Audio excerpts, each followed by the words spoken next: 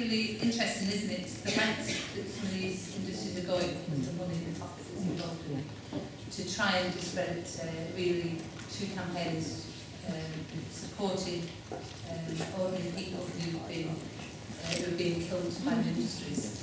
And you know, it's not just in the asbestos industry, in all different industries, as we've heard earlier. So thanks very much, and absolutely thank Amanda and the team for the work that they're doing on behalf of workers and producers.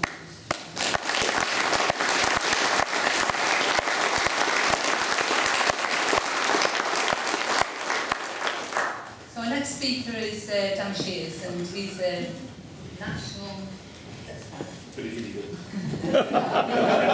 he's a friend, and true friend of the Hazards movement, the Hazards campaign meetings, but he does a fantastic job in the GMB.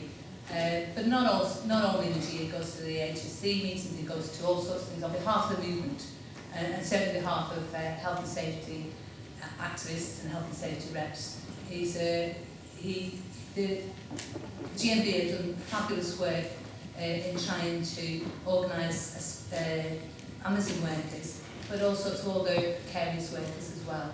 And Dan's going to tell us a little story for that. Sure. I'll start off with an apology. I shouldn't be up here speaking. It should be one of our workers working for Amazon.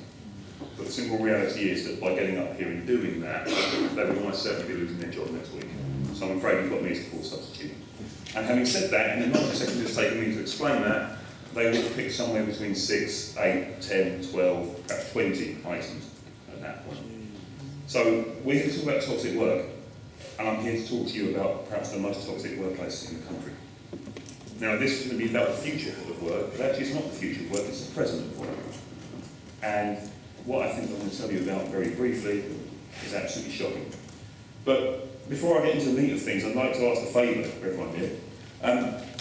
Everyone downstairs has a copy of Hazards magazine on their seat. Now, that was put there for myself and some learning friends this morning, popped up on your seat, not because we had extra copies and we thought it'd be nice to give you, but because what I'm talking about is all in this magazine. And the favour I'd like to ask is you have to stand up, and the people upstairs haven't got one because we didn't get that far. But if you can write your children in the cheap seats, everyone downstairs, if you can just show the magazine so we can get some photos. Solidarity. Thank you. Yeah, Joe. Stand or sit? Entirely up to you. Like, you don't have to stand on my account, please. What's better, Joe? Standing or sitting? It's brilliant how you are. No one moves an inch. We had Amazon Prime Day last week, and every single country that Amazon operates in that has trade unions active took action. Some went on strike where they're recognised, but every single country, every single trade union took action on Prime Day because of the disgusting conditions that workers are facing in Amazon. So thank you for the solidarity. Thank you for making the point. Thank you. You'll listen to me ramble for the next few minutes, but please, the important thing is to take this away, read it, use it, and share it. Because what I'm about to run you through now, very briefly, is absolutely disgusting. It's an indictment of British society, the British economy, a failure of government regulation, but more than that, a design failure of government regulation. What I'm about to tell you has not happened by chance. It's been entirely deliberately constructed. And it goes back, unfortunately, a very long time. It's not just a Tory, a Lib Dem thing. It goes back to the Labour Party. It's about spin. It's about a society that says it's cheaper to hurt people than it is to have robots. Now, if I were a thinner man, a younger man, slightly fitter, healthier, and less hungover man, I'd be wearing this t-shirt right now. Unfortunately, this t-shirt's been through the wash and is now skin tight, and I just wasn't prepared to wear it. But I'll tell you the back, it says, "We are not robots." And there are two reasons why that slogan is on this t-shirt. One is because Amazon effectively does treat the workers that work in distribution centres like robots. They work a 10.5-hour day minimum. They are picking for that entire shift. Their pick rates are anything from 6 items a minute to 20 items a minute, depending on what job of work you're doing. That is unsustainable. The majority of people working in fulfilment centres, distribution warehouses, are temporary workers, usually migrant workers, often from Eastern Europe. Increasingly, we had people out last week at Milton Keynes. Rory from the TUC was there. And he made it point now that a lot of the workers come down from Spain to work there because of the high employment rate for young people in Spain. And this is entirely predatory capitalism. But they are treated like disposable pieces of machine. It's a charnel house. You do 13 weeks to accrue your employment rights, and very few people can sustain the work for 13 weeks at an Amazon distribution centre. So the turnover rate is phenomenal. But it suits Amazon's employers to allow that to happen. It's in their interest and their economic benefit to do so.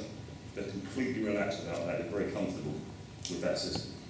And it's permitted, it's allowable, and in many respects it's encouraged. But the other point about that is they're not robots because it's cheaper to break people than it is to put the robots in. You know, there's a lot of existential angst and fear about the future of work, about automation, and about when the robots take over. There was a great session run by John Jones yesterday on that very topic. I hopped into the conversation last night in the postgraduate bar. But the reality is for Amazon, there's no need to automate, there's no need to put the robots in, because they can get away with literal, in some cases, murder with complete impunity. It's just cheaper and easier to employ people and break them, and they are broken, than it is to put the technology in place. It's absolutely disgusting. But how did we get here? How did that start? Well, Amazon, as you will all know, is a leading internet retailer. No physical presence in the UK, barring their warehouses, distribution centres, and have now bought Whole Foods. So great if you like quinoa and nuts. But ultimately they came over in the late 1990s on a prospectus of cheap goods, books. I remember being a student 25 years ago now, studying American politics. And my tutor at the time, David Mervyn, had a fantastic array of books that he bought for literally pennies from this fantastic American website called Amazon. I'd never heard of it. Brilliant. He said, look at this, I've got 17 biographies of Richard Nixon. Where did you get them from? The States. This thing called Amazon. Fantastic. Great. The problem now is everything is from Amazon. You know, I like buying music. I still buy CDs and vinyl because, you know, I like to own things rather than download them on a phone. You can't go into shops and do that now, apart from the stuff that's in the top 10 of the charts, because there are no shops, because Amazon. It's taken over the entire way of life. It's destroyed high streets because Amazon. And has anybody seen the film Wall-E? With the little robot? Yeah. You know, where the by and large company has effectively ruined the earth? That's Amazon. That's Amazon. That's where we're going. But that didn't happen by chance. They came into this country in the mid-1990s on the prospectus of, we will set these things up, we'll have these distribution centres, we'll lean operations, we'll come into your local authority, we'll create jobs, we'll put infrastructure down. They deliberately picked deindustrialised areas and said to local councils, not just Conservative local councils, to local councils, Labour-controlled councils, we will create opportunities for you. We are a good employer. This is fancy, high technology. You can click on our website and order a book, and it'll be with you tomorrow. This was 1996. What's the future? Right there. Incredible. What they didn't tell people was the way that we get that operation to work is fundamentally having thousands of people in football pitch-sized warehouses just moving stuff about. Now, the point was made very well by John in the session yesterday, that this goes back to the Luddites in 1812. And actually, this wasn't about the changing technology, it was about the post-construction of the changing technology. Well, none of that was consulted by anybody.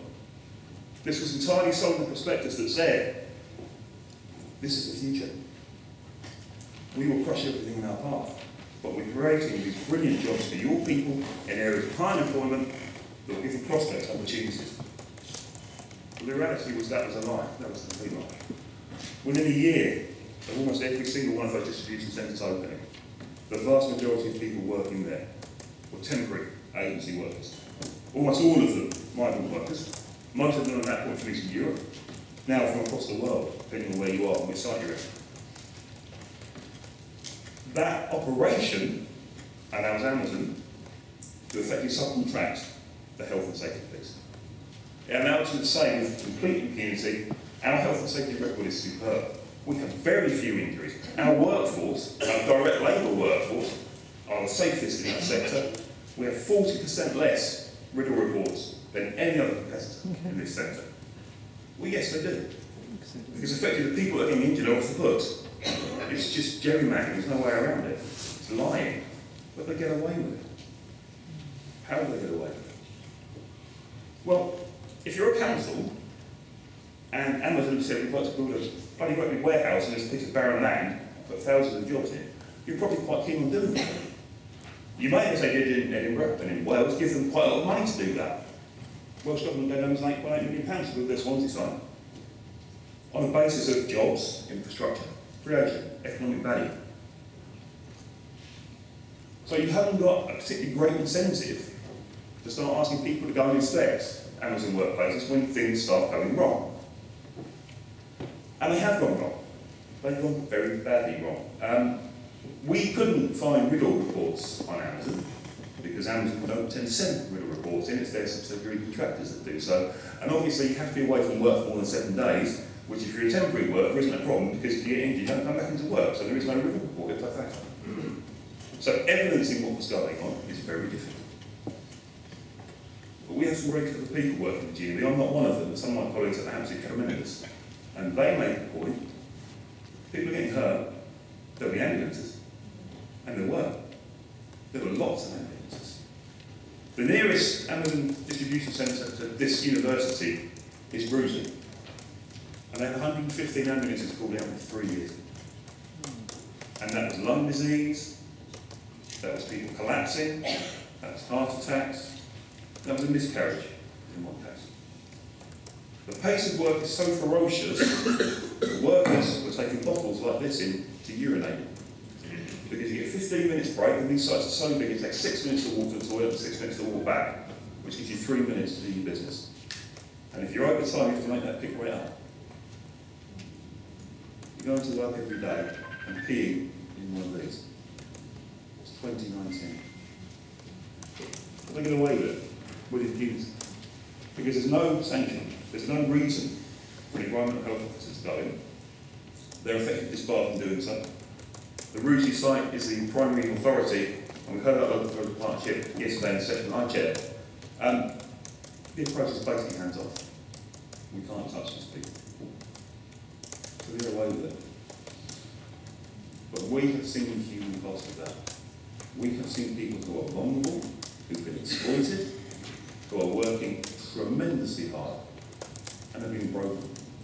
Several years ago in Scotland, things were so bad that the migrant workers were pitching tents outside the site rather than going back to digs, because it was cheaper to do so. And they were that tired, there was no public transport, the easiest thing to do was buy a tent, stick it up in the garden outside the site. No one batted an eyelid. Now this isn't a new phenomenon.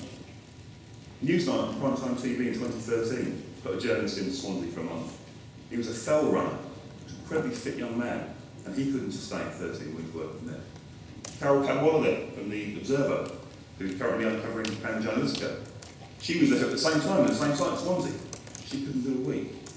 James Rodworth, in his book Hired, spent 3 months working there. And in the Library of Ironies, my hard copy is with Mike Patton at the HSE. And I'll come on to that in a minute.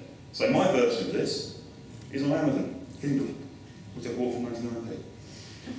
But I'd recommend everyone, when it comes to sale again, please do take a look at it. It is an absolute environment. But it's not true to say this is not in the public domain. It is. The evidence is there. Every week we've got people standing outside Amazon warehouses with these t-shirts on, protesting and making the point that this is unacceptable. It's intolerable. But the ultimate point is this. These workers are being hurt in their workplace by an employer with impunity, and the state has effectively closed its eyes. This has been allowed to happen, it's been encouraged to happen, there's been no sanction whatsoever. We've met the HSE about this. I spent a full day locked in a room in London with them, explaining in great detail what the issues were. They pledged to go away and look at this. They were fully aware there are major endemic problems.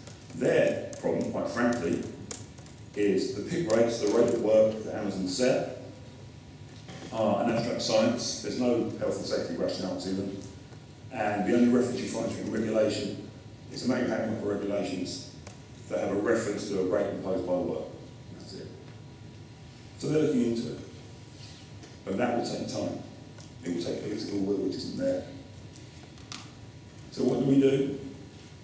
Well, our youngest members here this year made a very good point yesterday. They said there are two things we need to do. We need to tell the truth and stand up and fight. So, please take your Hazards magazine. Don't boycott Amazon, because one, you're not going to buy anything anywhere else, and two, all that will do is put people out of work, ultimately. But please do talk to your friends, your family, your colleagues about this. Do read that article, do share it. Because the only way that we change this is to expose them. They're exposing our members to working conditions that are inhumane. And the next time you buy water, just think that there's some poor sod down the road in Rusi filling this up right now because they don't have the time to get to a toilet. Thank you very much.